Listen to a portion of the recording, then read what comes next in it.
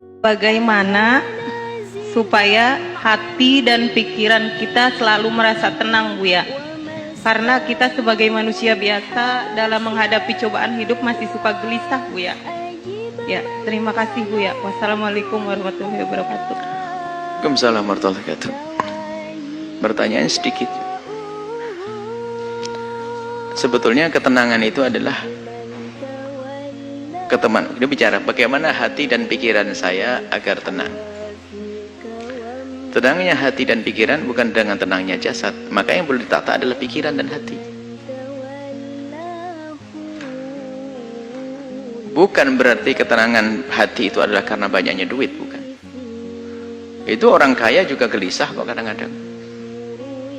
Bukan ketenangan batin itu karena suaminya ganteng, tidak, atau istrinya cantik, bukan. Jadi memang ketenangan murni di dalam hati kita. Nah, tinggal sekarang itu bagaimana agar hati itu tenang. Jawabannya sederhana, hati dan pikiranmu kau sambungkan dengan apa dan siapa. Kalau hati dan pikiranmu engkau sambungkan dengan sesuatu yang bikin gelisah, ya gelisah. Coba, kalau hati dan pikiranmu, orang boleh mencari dunia, tapi tidak boleh menggantungkan hatinya dengan dunia tersebut. Sehingga kalau orang menggantungkan hatinya, mengikat hatinya dengan dunia, lihat, di saat tidak mendapatkannya dia gelisah, di saat mendapatkannya hilang pun susah. Ada orang duitnya hilang tenang saja kok, ajib, karena dia tidak mengikat hatinya dengan dunia tersebut. Maka dengan Allah lah, itulah ketenangannya ada dengan Allah. Kalau orang dengan Allah duitnya hilang nggak susah, malah ngasih 1 miliar bangun pondok. Coba, lah kok bisa ini? Coba yang hatinya nggak sambung dengan Allah, 1 miliar ini buat abimat 2, udah tambah gede duit saya. Tapi enggak, hatinya tenang, kehilangan duit 1 miliar kok. Ini duitnya jatuh 100.000, puyengnya setengah mati, nangis-nangis. Nah, ini urusannya hati kita dengan siapa. Nah, kalau sudah urusan kita hati kita dengan Allah, udah Allah. Apapun di saat dia sakit, lihat, sakit jasadnya sakit, tapi kalau dia kenal Allah, dia akan tahu bahwasanya akan ada imbalan di hadapan Allah Subhanahu wa taala. Maka rasa sakit akan tereda dirasakannya, menjadi tidak separah, tidak semakin sakit. Sama itu loh, kok jauh sekali imbalan di akhirat, kok lama banget ya. Itu saja ibu yang hamil tua nggak bisa melahirkan, bawa ke dokter, ambil pisau dokter, buka perut saya. Dengan senang hati dia sakit, lihat banyak, senang. Ada sesuatu yang lebih menyenangkan dia. Apakah dia susah? Ya enggak. Begitulah sebetulnya ujian dari Allah di dunia ini. Tergantung harapan kita tuh di mana. Sehingga ada orang tuh putus asa, bunuh diri dan sebagainya, kan orang dungu dia. Orang dungu. Mau nikah nggak jadi, bunuh diri.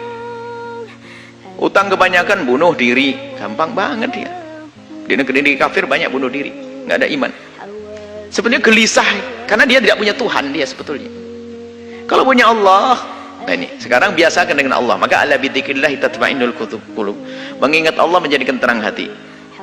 Bukan kegembiraanmu adalah dengan dibalik tumpukan harta. Coba kita melihat, kita menemukan orang di kampung-kampung sangat sederhana, gaji sehari untuk makan sehari. Tapi no problem, dia hidupnya candaria dengan istri, ya Masya Allah. Suaminya berangkat dulu, nanti tak kirim sarapan Pak ya. Nggih, berangkat suaminya duluan kok belum datang, sambil nyangkul. Suami inti yang bawa rantang ngasih bungkus pincuan begitu bawasan. Makan, Pak ya, nah pulang nanti bawa sayur suaminya, tatanya Pak dapat burung, dapat ikan sedikit. Nggak pernah punya problem dia, kayak orang punya istana itu. Tapi yang rumahnya gede, mobil mewah, itu belum tentu senang dia, karena urusan bukan dunia, gelisah. Mau kita pernah ngisi pengajiannya orang kaya, kayaknya gelisah semuanya.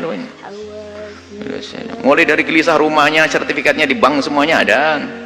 Mulai gelisah kebanyakan duit, gelisah kebanyakan duit. Kok bisa gimana? Ini punya 2 perusahaan saja, saya sering ditinggal sama suami saya. Sekarang membuka perusahaan di luar negeri, Bu ya. Bagaimana senasib saya nanti? Wah, tambah susah dia.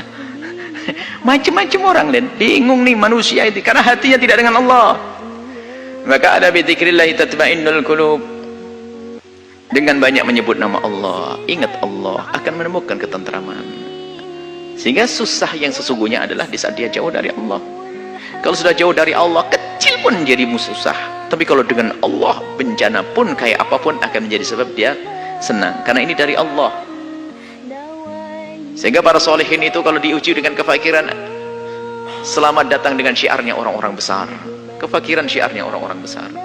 Dia tidak menganggap sebuah kerendahan. Tapi lihat yang tidak punya iman, nasib sudah sholat tetap melarat, Tuhan tetap melarat. Kurang ajar sama Allah nih.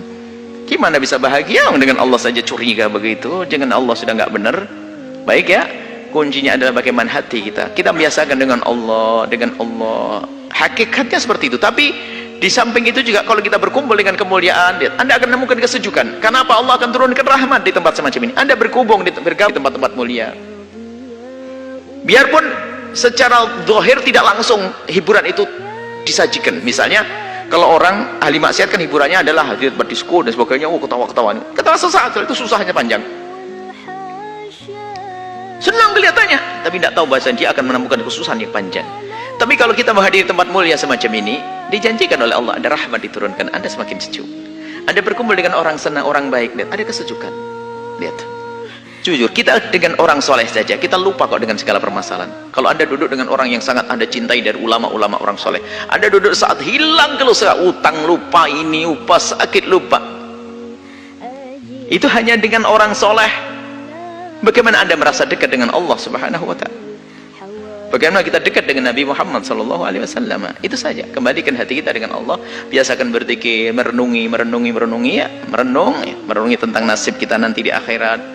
Bagaimana urusan dunia, rendahnya dunia. Kalaupun mencari dunia hendaknya untuk Allah. Sudah menjadi orang kaya boleh, bukan dilarang.